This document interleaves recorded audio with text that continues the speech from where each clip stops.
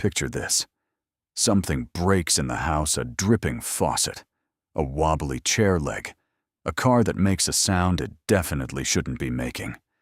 And before anyone has even finished describing the problem out loud, there's already a man in the room who's quietly gotten up, walked toward it, crouched down, and started poking at it with either his hands or a tool he somehow always has nearby.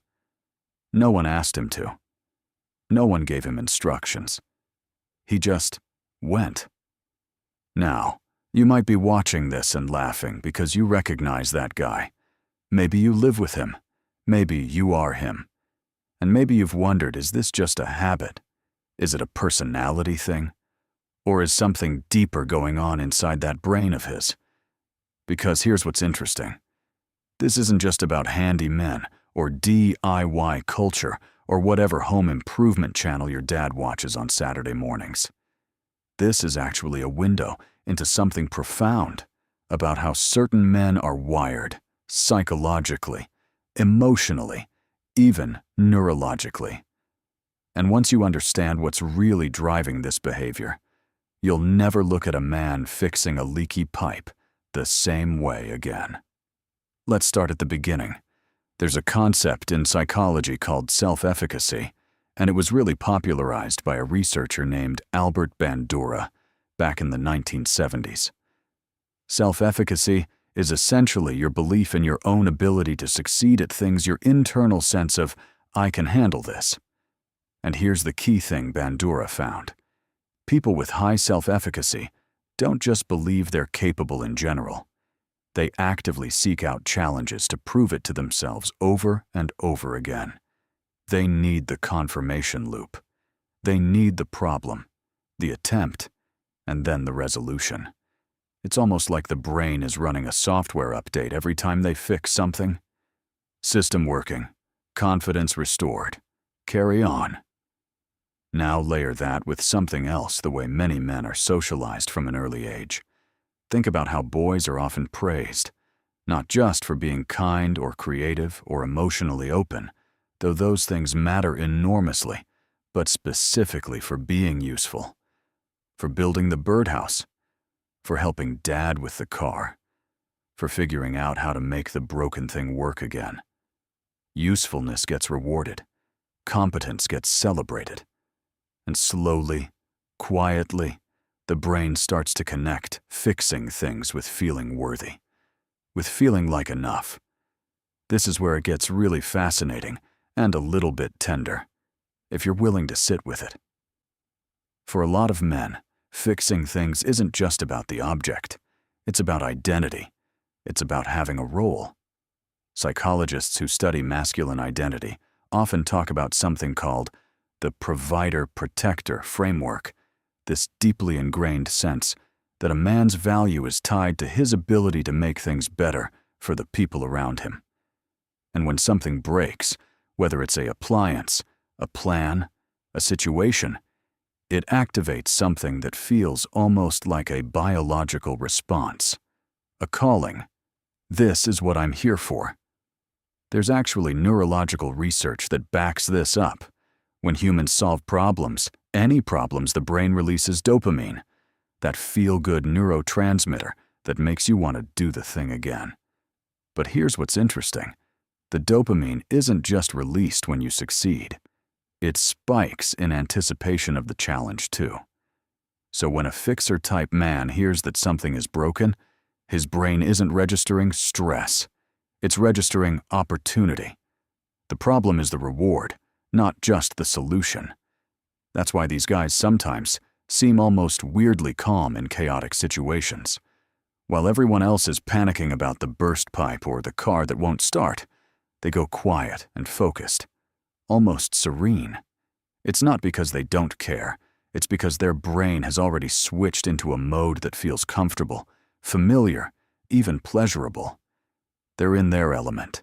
But let's be honest about the other side of this, because real psychology is never just a highlight reel. For some men, the compulsion to fix everything also carries a shadow. Because if your worth is tied to your usefulness, then a problem you can't solve isn't just frustrating, it's threatening. It pokes at something much deeper. There's research in the field of men's psychology, notably explored by psychologist Terence Real, suggesting that many men struggle to sit with feelings of helplessness without it triggering shame. And shame, for a lot of men, gets quickly converted into action, into doing, into fixing. Because doing something, anything, feels safer than feeling powerless. So sometimes the man who rushes to fix the broken thing isn't just confident. He's also, maybe, running from stillness, running from the discomfort of not knowing what to do. It's a coping mechanism dressed up as competence, and that's not a criticism. It's just worth understanding, both if you love one of these men, or if you are one. There's also something beautiful happening in these moments, and I don't want to rush past it. When a man fixes something for someone he loves, there is often an entire emotional vocabulary happening that never gets spoken aloud. Because here's something that researchers like Gary Chapman have explored in work around love languages for many people. Acts of service are not just practical gestures. They are expressions of deep care and devotion. The man who stays up until midnight to fix your laptop before your big presentation isn't just being handy. He is saying, in the most direct language he knows how to speak, I see what you need. I'm paying attention. You matter to me. For men who were raised in environments where emotional expression felt risky or unwelcome, fixing things can become the primary emotional language. The toolbox becomes the love letter. The working thing, handed back to you, is the hug he doesn't know how to give. And there's something about legacy here too, something almost philosophical. Think about how knowledge around fixing things gets passed down. A grandfather shows a father how to change a tire. A father shows a son how to patch drywall. It's not just skill transfer, it's identity transfer. It's a man saying, this is how we handle things in this family. This is who we are. There's a reason so many men tear up a little when they use a tool that belonged to their dad. Because it's not just a tool. It's a thread connecting them to something, to someone they may no longer have. This is why, when you watch a man fix something, you're really watching a story unfold. You're watching self-worth being reinforced. You're watching an emotional language being spoken. You're watching a lineage being honored. You're watching a nervous system settle into the one kind of certainty it was taught, to trust the certainty that comes from making something broken, whole again. So what do you do with all of this? Whether you're someone who loves a fixer type, or whether you recognize yourself in this description, I think there's something quietly important here. If you're the fixer, and I say this with genuine warmth, it might be worth asking yourself once in a while whether you're fixing because it brings you joy, or whether you're fixing because stillness feels unbearable. There's no wrong answer, but knowing the difference is its own kind of repair work. And if you love someone like this, maybe the next time he's quietly in the corner, tightening something that didn't really need tightening, recognize what might actually be happening.